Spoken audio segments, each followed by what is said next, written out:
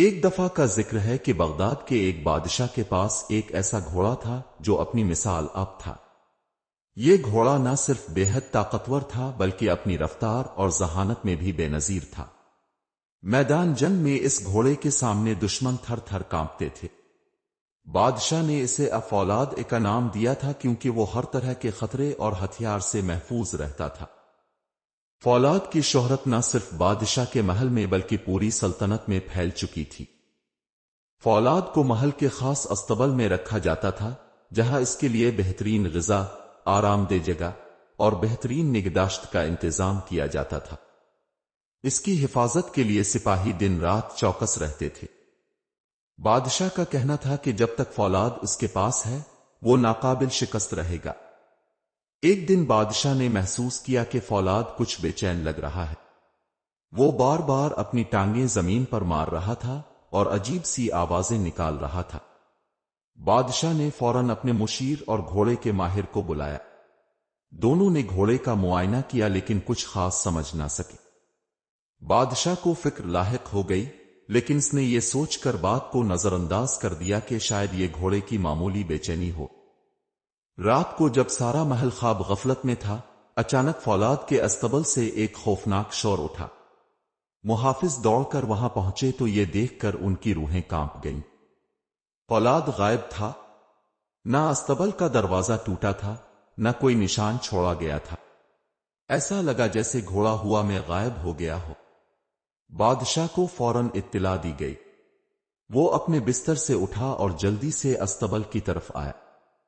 استبل خالی تھا اور سپاہیوں کے چہرے خوف سے سفید ہو چکے تھے۔ بادشاہ کے ذہن میں صرف ایک سوال گونج رہا تھا، فولاد کہاں گیا اور اسے کون لے جا سکتا ہے؟ بادشاہ نے فوراً پورے محل میں ہنگامی حالت کا اعلان کر دیا۔ تمام سپاہیوں کو حکم دیا گیا کہ وہ شہر کے کونے کونے میں فولاد کی تلاش کریں۔ محل کے جاسوسوں کو بھی متحرک کیا گیا اور شہر کے دروازوں پر پہرے بڑھا دیے گئے تاکہ کوئی بھی اجنبی بغیر تلاشی کے نہ گزر سکے۔ لیکن کئی گھنٹوں کی محنت کے بعد بھی گھوڑے کا کوئی سراغ نہ ملا۔ اگلی صبح بادشاہ کے دربار میں ایک عجیب آدمی حاضر ہوا۔ وہ ایک لمبا، دبلا پتلا شخص تھا جس کے بال بکھرے ہوئے اور آنکھیں چمکدار تھیں۔ اس کے ہاتھ میں ایک پرانا چمڑے کا بیگ تھا۔ وہ بادشاہ کے سامنے جھک کر بولا، اے عظیم بادشاہ، میں ایک خانہ بدوش ہوں اور جادوئی علوم کا ماہر ہوں۔ مجھے خبر ملی ہے کہ آپ کا گھوڑا غائب ہو گیا ہے۔ میں آپ کی مدد کر سکتا ہوں۔ بادشاہ حیرت سے اس کی طرف دیکھنے لگا۔ اگر تمہیں علم ہے تو بتاؤ، میرا گھوڑا کہاں ہے؟ بادشاہ نے سخت لہجے میں پوچھا۔ خانہ بدوش مسکرایا اور بولا، بادشاہ سلامت، یہ آسان کام نہیں ہے۔ آپ کا گھوڑا ایک عام جانور نہیں بلکہ خاص طاقتوں کا حامل ہے۔ اسے کسی نے چرانا نہیں بلکہ بلایا ہے، اور وہ بھی ایسی جگہ جہاں عام انسان جا نہیں سکتے۔ بادشاہ کو یہ سن کر حیرانی ہوئی۔ بلایا گیا؟ یہ کیا کہہ رہے ہو؟ کیا تم مجھے مذاق میں لے رہے ہو؟ خانہ بدوش نے سنجیدگی سے جواب دیا، ہرگز نہیں، بادشاہ سلامت۔ یہ ایک پراسرار جگہ ہے جو ہماری دنیا سے الگ ہے۔ اگر آپ اجازت دیں تو میں ایک جادوئی عمل کے ذریعے اس کا پتہ لگا سکتا ہوں، لیکن اس کے لیے مجھے کچھ وقت اور خاموش جگہ درکار ہوگی۔ بادشاہ نے سوچتے ہوئے اجازت دے دی۔ خانہ بدوش کو ایک الگ کمرے میں بھیج دیا گیا جہاں وہ اپنے جادوئی اوزار نکال کر کام کرنے لگا۔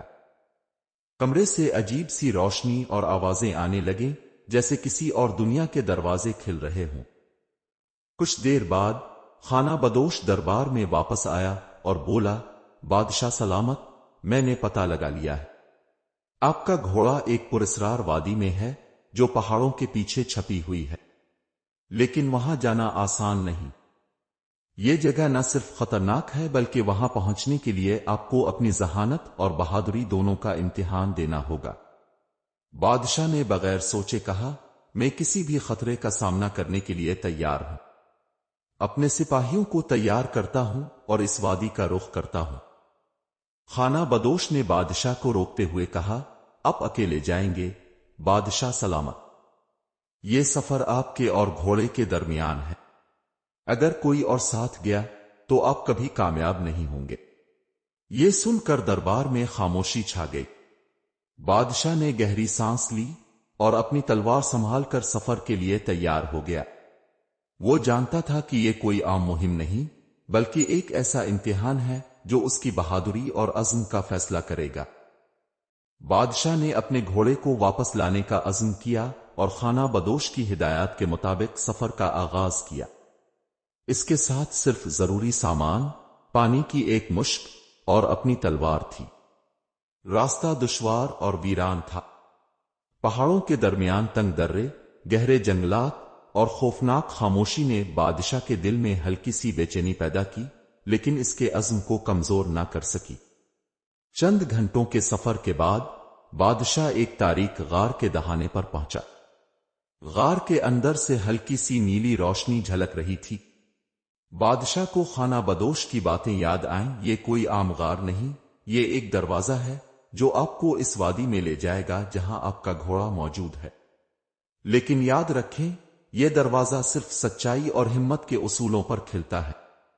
بادشاہ نے بغیر ہچکچاہٹ کے غار کے اندر قدم رکھا۔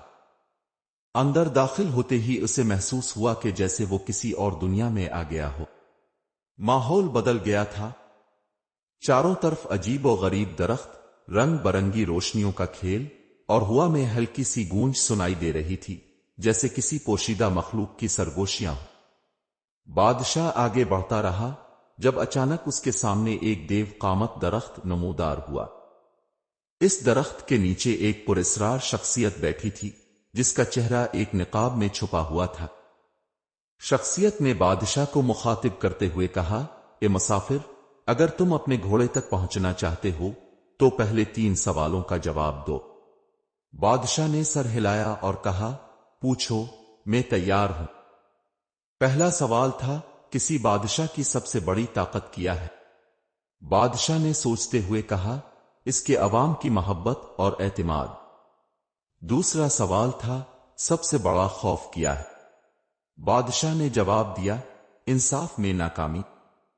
تیسرا اور آخری سوال تھا، کسی کی سب سے بڑی جیت کیا ہو سکتی ہے؟ بادشاہ نے پرعزم لہجے میں کہا، اپنے نفس پر قابو پانا۔ پراسرار شخصیت نے خاموشی سے بادشاہ کو دیکھا اور سر ہلا دیا۔ تم نے صحیح جواب دیا۔ تمہاری ذہانت اور ایمانداری نے تمہارے لیے راستہ کھول دیا ہے۔ اچانک درخت کے نیچے زمین کھلی اور ایک روشن راستہ نمودار ہوا۔ بادشاہ نے بے دھڑک اس راستے پر قدم رکھا۔ چند لمحوں بعد وہ ایک وسیع وادی میں پہنچ گیا، جہاں اس کا گھوڑا ایک سنہری باڑ کے اندر کھڑا تھا، مکمل شان و شوکت کے ساتھ۔ بادشاہ کے قدموں کی آہٹ سنتے ہی گھوڑے نے سر اٹھایا اور خوشی سے ہنانانے لگا۔ بادشاہ نے آگے بڑھ کر اپنے وفادار ساتھی کے سر پر ہاتھ پھیرا اور کہا، میں جانتا تھا کہ تم مجھے پہچانو گے۔ لیکن جیسے ہی بادشاہ نے گھوڑے کو باڑ سے نکالنے کی کوشش کی، وادی کی فضا بدلنے لگی۔ ہوا بھاری ہو گئی اور ایک گرجدار آواز گونجی، یہ گھوڑا واپس لے جانے کے لیے تمہیں اپنے دل کی سب سے قیمتی چیز قربان کرنی ہوگی۔ تیار ہو؟ بادشاہ کے دل میں عجیب سا خوف اور سوال اٹھا، کیا وہ اپنی قربانی دینے کے لیے تیار تھا؟ بادشاہ نے گونجتی ہوئی آواز کے چیلنج پر گہری سانس لی۔ وہ جانتا تھا کہ اس کا وفادار گھوڑا، جو اس کی کامیابیوں اور جنگوں کا ساتھی رہا تھا، محض ایک عام جانور نہیں تھا بلکہ ایک عظیم راز کا امین بھی تھا۔ اس کے دل کی سب سے قیمتی چیز کیا ہو سکتی تھی؟ اس نے اپنے دل پر ہاتھ رکھا اور کہا، میرے دل کی سب سے قیمتی چیز میرا عدل ہے، جو میرے لوگوں کے لیے ہے۔ اگر تمہیں میری یہ خوبی چاہیے تو میں کبھی قربان نہیں کروں گا، لیکن اگر تم میری زندگی لو تو میں تیار ہوں۔ فضا میں سکوت چھا گیا۔ گونجتی ہوئی آواز خاموش ہو گئی اور ایک لمحے کے لیے ایسا لگا جیسے وقت رک گیا ہو۔ اچانک زمین لرزنے لگی اور روشنی کے ایک طوفان میں ایک اور پراسرار شخصیت نمودار ہوئی۔ یہ ایک جادوگر تھا، جس کی آنکھوں میں گہرائی اور لبوں پر ہلکی سی مسکراہٹ تھی۔ جادوگر نے کہا، اے بادشاہ، تم نے یہ آزمائش کامیابی سے پار کی۔ तुम्हारी कुर्बानी देने की नीयत और इंसाफ पसंदी ने साबित किया कि तुम अपने दिल की कीमती चीज को कभी दागदार नहीं होने दोगे। बादशाह ने आजिजी से सर झुकाया और कहा, मुझे मेरा घोड़ा चाहिए ताकि मैं अपने लोगों के लिए अपनी जिम्मेदारियां निभा सकूं। जादूगर मुस्कुराया और कहा, यह घोड़ा अब तुम्हारा नहीं रहा, यह अब तुम्हारे अग्ल की अलामत बन चुका है। इसे ले जाओ, लेकिन याद रखो, जब भी तुम इंसाफ से हट जाओगे, ये घोड़ा हमेशा के लिए गायब हो जाएगा। ये कहते ही जादूगर धुएं में तब्दील होकर गायब हो गया। बादशाह ने घोड़े की लगाम थामी और उसकी आंखों में आंखें डालकर कहा, मैं कभी अपनी राह से नहीं हटूंगा, तुम मेरा अज़्म हो। जब बादशाह वापस महल पहुंचा तो उसका घोड़ा देखकर पूरी रियासत में खुशी की लहर दौड़ गई। अवाम ने इसे दाद दी और उसे पहले से भी ज्यादा मोहब्बत और एहतराम से नवाजा। बादशाह ने फैसला किया कि वो अपनी रियाया के लिए एक ऐसे अदालती निजाम की बुनियाद रखेगा जो आने वाली नस्लों के लिए मिसाल बने। ये घोड़ा उसके साथ रहा, हर जंग और हर फैसले में इसकी इखलाकी ताकत का मजहर बनकर। बादशाह जान गया था कि हकीकी हुक्मरानी जिस्मानी ताकत से नहीं बल्कि इंसाफ और कुर्बानी के जज्बे से मुमकिन है। अगर आपको ये दिलचस्प और सबक आमोज कहानी पसंद आई हो तो हमारे चैनल को जरूर लाइक, शेयर और सब्सक्राइब करें। मजीद ऐसी कहानियों के लिए हमारे साथ जुड़े रहें।